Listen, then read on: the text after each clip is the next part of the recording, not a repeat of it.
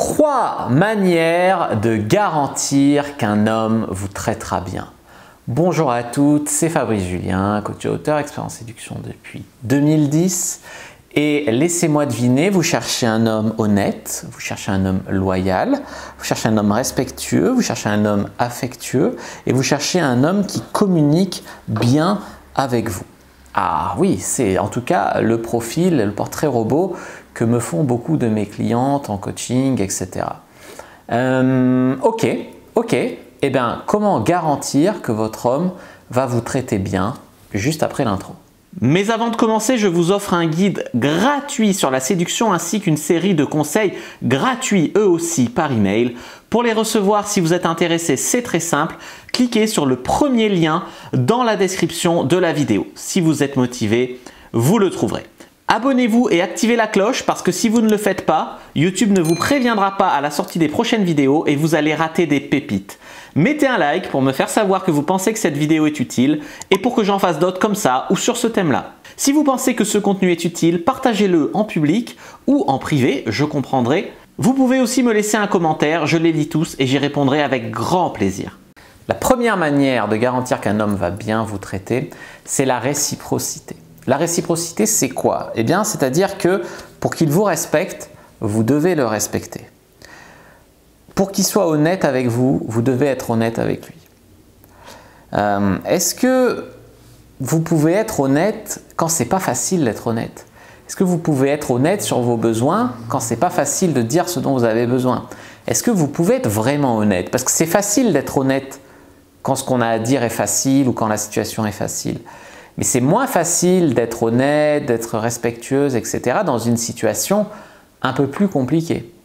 Donc je vous invite à réfléchir à ça. Est-ce que vous êtes toujours honnête, toujours loyal, toujours affectueuse, toujours bien communiqué, etc. C'est que comme ça que vous pourrez exiger d'un homme qu'il le soit. Et d'ailleurs vous allez dire oui mais ça, il ne le sait pas si je ne suis pas honnête avec lui. Il ne le sait pas, donc ça n'influence pas le fait s'il est honnête avec moi. Donc je ne comprends pas ton conseil. Mon conseil, c'est la réciprocité et je vais développer votre dernière question dans un point suivant. La deuxième manière de garantir qu'un homme va bien vous traiter, c'est que ce n'est pas une transaction.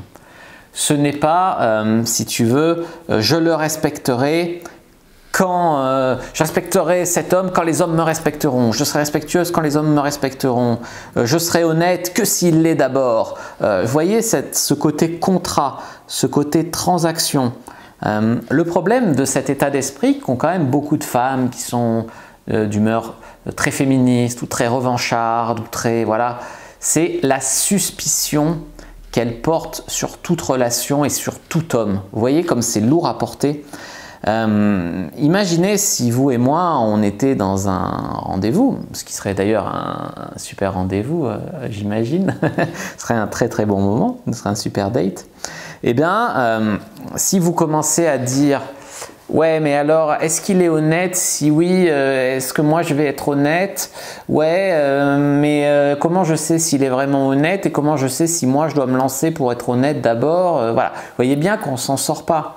Donc, l'idée, c'est d'être inconditionnellement honnête, par exemple, si c'est votre valeur principale, d'être inconditionnellement honnête. C'est-à-dire que ça ne dépend pas de lui s'il est honnête. Vous, vous êtes honnête. Voilà, c'est une valeur qui doit être en vous. Vous êtes inconditionnellement honnête car c'est votre valeur.